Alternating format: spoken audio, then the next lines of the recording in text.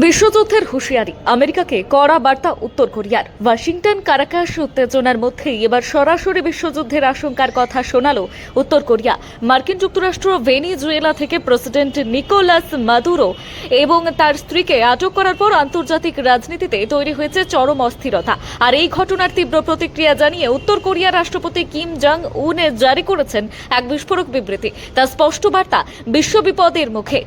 Kim Jong উনের হুঁশিয়ারি, আমরা একটি বিশ্বযুদ্ধের দিকে এগিয়ে যাচ্ছি। মার্কিন যুক্তরাষ্ট্রের এই দমন পীড়ন গোটা বিশ্বকে অস্থিতিশীল করে তুলেছে। শুধু তাই নয়, সরাসরি মার্কিন প্রেসিডেন্ট ডোনাল্ড ট্রাম্প এবং আমেরিকার নেতৃত্বকে নিশানা করে কিম জং উন দাবি করেছেন, আমাদের বন্ধু ভেনিজুয়েলার প্রেসিডেন্ট নিকোলাস মাদুরোর ভাগ্য সম্পর্কে অবিলম্বে জানাতে হবে, তাকে নিঃশর্ত মুক্তি দিতে হবে।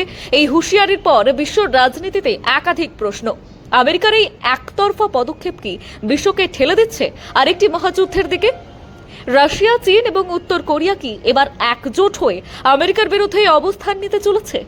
আন্তর্জাতিক কূটনীতিতে ক্রমশ ঘনাচ্ছে অশান্তির মেঘ।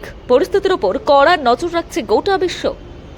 সংবাদ এই পর্যন্ত, ফিরছি অন্যান্য আপডেট নিয়ে। দেখতে চোখ রাখুন নিউজ 365 এর পর্দায়।